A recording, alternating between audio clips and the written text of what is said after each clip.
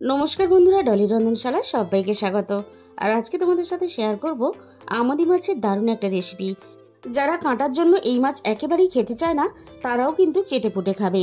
রেসিপিটা কেউ কিন্তু স্কিপ করো না, শেষ পর্যন্ত আমি রান্নাটা কিভাবে করেছি সেটা তাহলেই মিস হয়ে যাবে।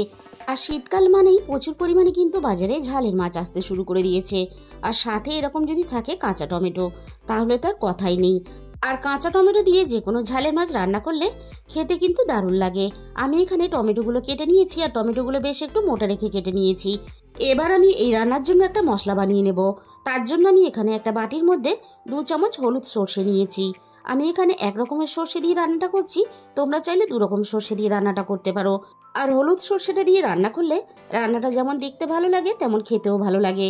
আর ঝালের জন্য আমি এখানে নিয়ে নিলাম 2টো কাঁচা লঙ্কা, আর সাথে আমি অল্প একটু লবণ দিয়ে দিলাম, যাতে সর্ষেটা বাটার পরে তেতো না হয়ে যায়। জল দিয়ে একটু সর্ষেটাকে ভিজিয়ে রেখে দিলে তাহলে সর্ষেটা সুন্দরভাবে বাটা হয়ে যাবে। পরে আমি সর্ষেটাকে শিলে বেটে নেব। এবার আমি মাছটাকে রান্নার জন্য রেডি করে নেব। আমি মাছের মধ্যে প্রথমে দিয়ে দিলাম স্বাদ মতো লবণ, আর মাছের পরিমাণ বুঝে আমি দিয়ে দিলাম হলুদের গুঁড়ো। লবণ আর হলুদটা মাছের গায়ে এইভাবে হাত দিয়ে ঘষে ঘষে খুব ভালোভাবে মেখে নেব। আর মাছ ধোয়ার পরে খুব ভালোভাবে জল জড়িয়ে এইভাবে যদি লবণ হলুদটা খুব ভালোভাবে হাত দিয়ে এইভাবে ঘষে ঘষে মেখে নেওয়া হয়, তাহলে কিন্তু মাছ এই লবণ হলুদ দিয়ে মাখা 10 মিনিট পরেও ভাজলে লবণ হলুদটা মাছের গায়ে থেকে জল কেটে বেরিয়ে যাবে না। মাছের গায়ে আমি দেখো লবণ হলুদটা খুব ভালোভাবে মেখে নিয়েছি। এবার আমি রান্নার দিকে চলে যাব। প্রথমে আমি কড়াইয়ের মধ্যে প্রয়োজন মতো সর্ষের তেল দিয়ে দিলাম। আর এই রান্নাটা কিন্তু সর্ষের তেলেই করার চেষ্টা করবে, তাহলে রান্নার স্বাদটা খুব ভালো হবে। সর্ষের তেলটাকে আমি প্রথমে খুব ভালোভাবে হাই হিটে গরম করে নেব। এবার আমি মাছগুলো ভাজার জন্য তেলের মধ্যে দিয়ে দেব।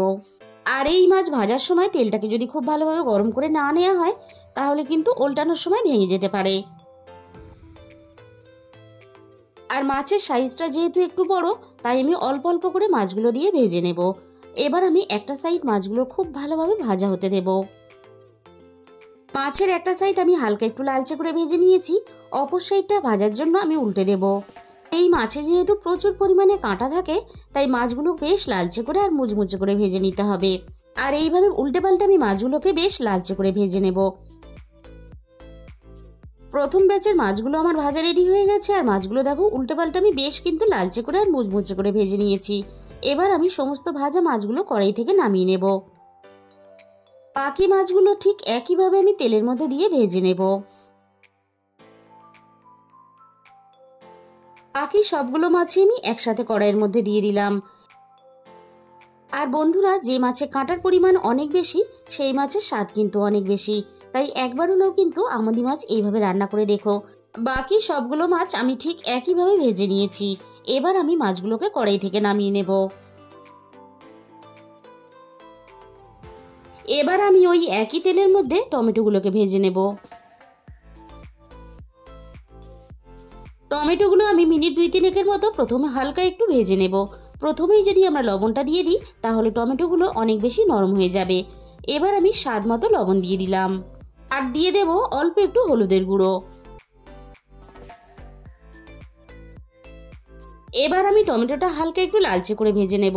খুব বেশি আমি ভাজবো না, তাহলে টমেটোর যে হালকা একটা টক থাকে সেটা চলে যাবে। তাই টমেটোটা হালকা একটু লালচে করে আমি ভেজে নেব। টমেটোটা ঠিক এরকম হালকা লালচে করে ভেজে নিতে হবে। টমেটোটা আমার ভাজা রেডি হয়ে গেছে। এবার আমি সমস্ত ভাজা টমেটোগুলোকে কড়াই থেকে নামিয়ে নেব। আর টমেটো যদি এভাবে একটু শক্ত রেখে ভাজা হয়, তাহলে রান্নার দেওয়ার পরে সিদ্ধও হয়ে যাবে, আবার বেশ গোটা গোটাও থাকবে। সমস্ত ভাজা টমেটোগুলো নামিয়ে নেওয়ার পরে ওই একই তেলের মধ্যে আমি আরও একটু সর্ষের তেল দিয়ে দিলাম। তবে তেলের পরিমাণটা অবশ্যই নিজেদের মতো করে ব্যবহার করবে। তেলটাকে খুব ভালোভাবে গরম করে নিয়ে ফোড়নে আমি দিয়ে দিলাম কালো জিরে। আর এই রান্নার জন্য একটা মাঝারি সাইজের পেঁয়াজ আগে থেকে গ্রেট করে রেখে দিয়েছিলাম। আমি এবার পেঁয়াজটাকে ভাজার জন্য তেলের মধ্যে দিয়ে দিলাম। এবার আমি পেঁয়াজটাকে নাড়াচাড়া করে লালচে করে ভেজে নেব। আর এই রান্নাতে কিন্তু কোনো রকম আমি আদা বা রসুনের ব্যবহার করব না। আদা রসুনের ব্যবহার করলে তাহলে রান্নার স্বাদটা চেঞ্জ হয়ে যাবে। পেঁয়াজটাকে দেখো আমি বেশ একটু লালচে করে ভেজে নিয়েছি। এবার আমি এখানে 2টো চেরা কাঁচা লঙ্কা দিয়ে দিলাম। আর কাঁচা লঙ্কাটা যদি এই সময় দিয়ে হালকা একটু পেঁয়াজের সাথে নাড়াচাড়া করে ভেজে নেওয়া হয়, তাহলে কাঁচা লঙ্কার সুন্দর মিষ্টি গন্ধটা রান্নার সাথে মিশে যাবে। কাঁচা লঙ্কাটা আমি মিনিট খানেকের মতো ভেজে নিয়েছি। এবার আমি কড়াইয়ের মধ্যে অল্প একটু জল দিয়ে দেব, যাতে বাকি মশলাগুলো দেওয়ার সাথে সাথে পুড়ে না যায়। প্রথমে আমি দিয়ে দিলাম হাফ চামচের একটু কম হলুদের গুঁড়ো, আর সাথেই আমি দিয়ে দেব ঝালের জন্য হাফ চামচ লঙ্কার গুঁড়ো। আমি এখানে লঙ্কার গুঁড়োটা কম ব্যবহার করলাম, কারণ ঝালের জন্য আমি আগেই দুটো চেরা কাঁচা লঙ্কা দিয়েছি। পরেও আমি রান্নাতে কাঁচা লঙ্কা ব্যবহার করব।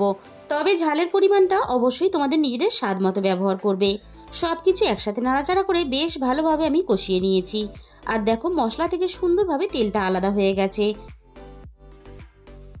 এবার আমি রান্নার মধ্যে সর্ষে আর কাঁচা লঙ্কা বাটাটা অল্প একটু জল মিশিয়ে দিয়ে দিলাম।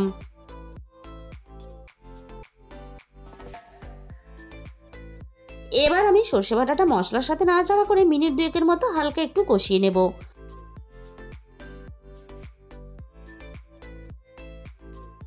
সর্ষে বাটাটা এইভাবে হালকা একটু কষিয়ে নিলে মশলার সাথে, তাহলে রান্নাটা খেতে বেশি ভালো লাগে।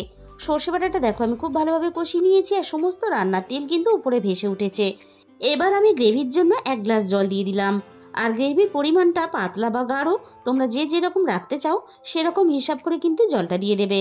সব কিছু একসাথে নাড়াচাড়া করে খুব ভালোভাবে মিশিয়ে দিলাম। এবার আমি রান্নার মধ্যে স্বাদ মতো লবণ দিয়ে দিলাম, আর গ্রেভিটা একটু হালকা ফুটে ওঠার জন্য অপেক্ষা করব। গ্রেভিটা দেখো বেশ ভালোভাবে ফুটতে শুরু করে দিয়েছে। এবার আমি ভেজে রাখা সমস্ত মাছগুলোকে একে একে দিয়ে দেব। আর বন্ধুরা, এইভাবে আমোদি মাছ রান্না করলে খেতে এতটাই টেস্টি হয়, তোমরা যদি একবার রান্না করো তাহলে কিন্তু তোমাদের বারবার রান্না করতে ইচ্ছে করবে। আর যে এই মাছ খেতে চায় না সেও কিন্তু চেটেপুটে খাবে। এবার আমি মাছটাকে নাড়াচাড়া করে গ্রেভির সাথে খুব ভালোভাবে মিশিয়ে দিয়ে মাছগুলোকে মিনিট 10 মতো রান্না করে নরম করে নেব। মাছগুলোকে আমি খুব ভালোভাবে রান্না করে নিয়েছি। এবার আমি ভেজে রাখা টমেটোটা দিয়ে দিলাম। মাছগুলো খুব ভালোভাবে রান্না করার পরে তবেই কিন্তু কাঁচা টমেটো এইভাবে রান্নাতে দিতে হবে। অনেক সময় টকের পরিমাণটা টমেটোর মধ্যে অনেক বেশি থাকে, তাই খুব বেশি যদি টমেটো ফুটিয়ে রান্না করা হয় তাহলে রান্নাটা পুরোটাই টক হয়ে যাবে। আর রান্নাটা যদি খুব বেশি টক হয়ে যায় তাহলে কিন্তু খেতে ভালো লাগবে না। টমেটোটাও আমি মিনিট 5 মতো ফুটিয়ে খুব ভালোভাবে রান্না করে নরম করে নিয়েছি। এবার আমি রান্নার মধ্যে দিয়ে দেব 1 মুঠো ধনেপাতা কুচি। বন্ধুরা, আমি যেভাবে রান্নাটা করেছি এইভাবে রান্নাটা যদি তোমাদের ভালো লেগে থাকে তাহলে একদিন হলেও তোমরা রেসিপিটা অবশ্যই ট্রাই করে দেখো। তাহলে বন্ধুরা, আজকের এই রেসিপিটা ভালো লাগলে ভিডিওতে একটা লাইক করে দিও, আর চাইলে নিজেদের বন্ধুদের মধ্যে শেয়ার করে দিও।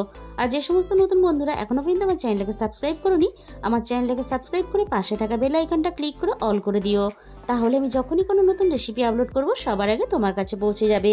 আজকে তাহলে এই পর্যন্ত।